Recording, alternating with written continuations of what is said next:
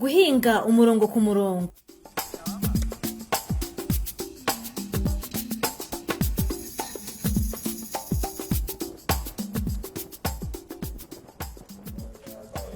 Kuva mu binyejana byashize, abahinzi bagiye bavanga imyaka mu murima kugira ngo bagabanye imbogamizi kandi babone ibyo kurya byabo n'iby'amatungo.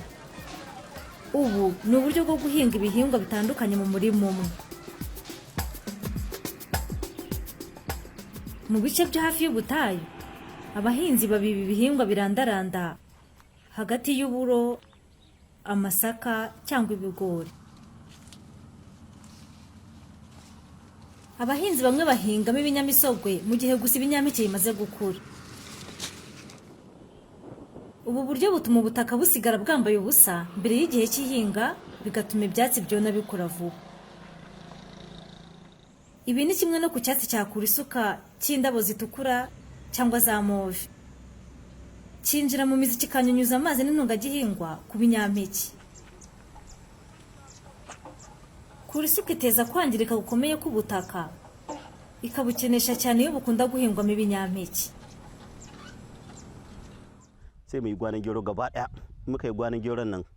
Iyo twahingaga uburo nk'igihingwa kimwe, ubutaka bwangizwaga na kura isuka, kandi igihingwa cyose kikangizwa n'izi kura isuka.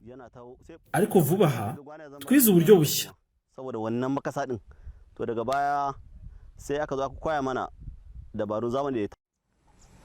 Mu by'ukuri, kuvanga ibihingwa mu murima biri gukundwa na benshi mu bahinzi bo muri Nigeria, Nigeri na Mali. Gada irin yadda muke shuka namu gero. Kera twahingaga uburo n'inkori mu murima umwe, ariko tugashyira intera hagati nini. Twahingaga inkori nk'30 cyangwa 4 ku ruhande. Ariko muri ubu buryo buvuguruye siko tubikora. Gaskiya ya henamu. Mbere yo kureba neza uko abahinzi bavugura imihingire yabo, dukeneye gusobanukirwa inyungu zitandukanye ibinyamisogwe bitanga. Ibinyamisogwe nk'inkori, ubunyobwa na soya bitanga amafunguro, ubwatsi bw'amatungo, bikanatanga inyungu, amafaranga. Dusarura soya, tukazihura, tukazijyana mu rugo gukoramo tofu n'ibiryo by'abana. Kimwe n'ubunyobwa, iyo bweze turasarura tukabuhura, tukagurisha ibishishwa byo gusasira. Tunganya ubunyobwa, tukabukuramo amavuta, tukayagurisha. Ibinyamisogwe kandi byongera azote mu butaka, ikazana uburumbuke bw'ubutaka. Ikindi, ubutaka buriho ibinyamisogwe bihagije buhorana ubuhehere, bigatuma kura isuka zitahamera.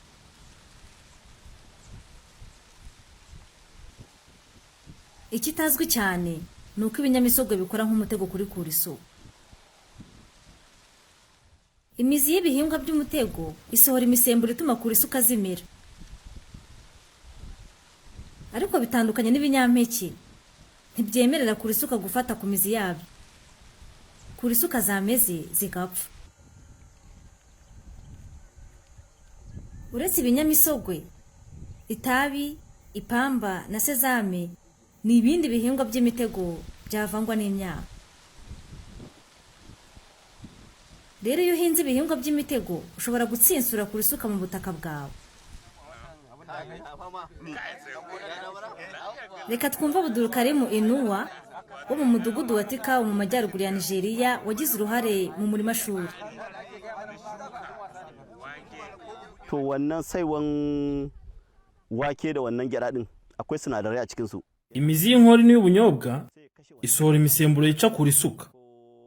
Buhoro buhoro kura isuka igacika mu murima, kandi nisigayemo tuyirandura n'intoki. A wannan dabaru da aka ba mu din, wanda ya rage kuma muna cire shi da hannu.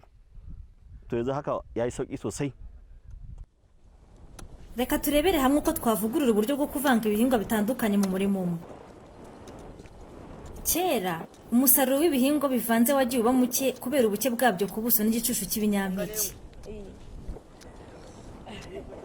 kugira ngo ugabanye igicucu cy'ibinyamisogwe uhinga imirongo itandukanye y'ibinyamisogwe n'ibinyampeke. Kugira ngo ugumane umusaruro umwe ku binyampeke ushobora kongera umubare wabyo mu mirongo ukanashyiraho imborera n'ifumbire mvaruganda. Kaga nan gurin kuya uku ne aka sa waken soya, a wasu kuyan kuma gashi an sanya dawa. Murabona ko twahinze imitabo 3 ya soya n'ibiri y'amasaka. Umwaka utaha Imana nidufasha kuko soya yica kuri isuka, imitabo ya soya tuzayisimbuza y'amasaka tuyisimbuza ya soya. Kubera iyo mpamvu muzabona impinduka kandi bizatsinsura kuri isuka. Saboda kaga da ka zo dai zaka ga an samu canji wanda shine zai kawo mutu kudajin gonan nan baki daya. Ubu buryo bwo guhinga buha ibinyamisogwe urumuri rw'izuba ruhagije bigatuma bikura neza kandi umusaruro w'impeke ukiyongera. Gushyiramo intera byoroshya gufumbira ibinyampeke bikanagabanya ko ibyo bihingwa byombi bitangira gucurana urumuri rw'izuba kare.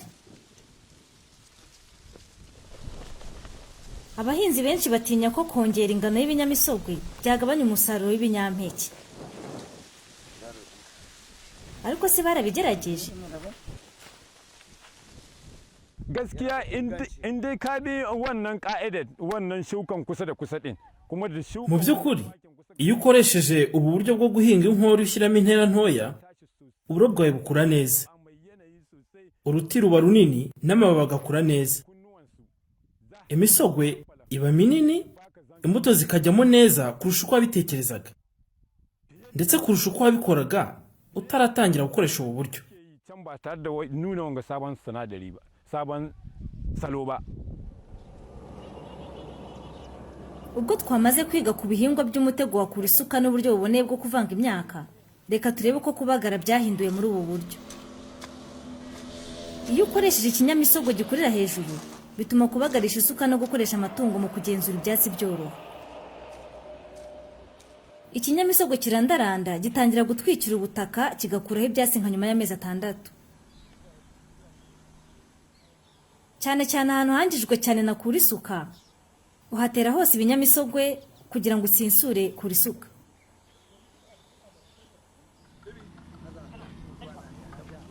Ibinyamisogwe bishamika cyane mu butaka bwashyizwemo imborera. Rero uko ukoresha imborera ubu nongera gukwirakwira ku binyamisogwe. Ubwo tumaze kubona akamaro ko kuvanga imyaka, reka twibukiranye ku masomo y'ingenzi. Ibinyamisogwe bitanga ibiryo by'abantu n'iby'amatungo kandi bikongera uburumbuke bw'ubutaka. Ibinyamisogwe, ipamba na sezame nabyo ni imitego yicumuramo wakura isuka ugaragara mu butaka. Iyo ubihinganye n'ibinyampeke ushobora kugabanya kura isuka ukabona umusaruro mwinshi kuri uwo murimo. Ikinyamisogwe gitwikira ubutaka, kibungabunga kandi ubuhehere bwabwo bikabuza kuri isuka gukura.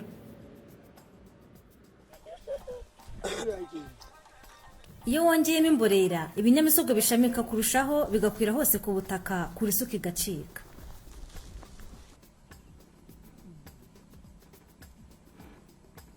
Kugira ngo urinde ubutaka bwawe kuri isuka, guhinga ibinyampeke n'ibihingwa by'imitego umurongo ku wundi nibwo buryo bwiza.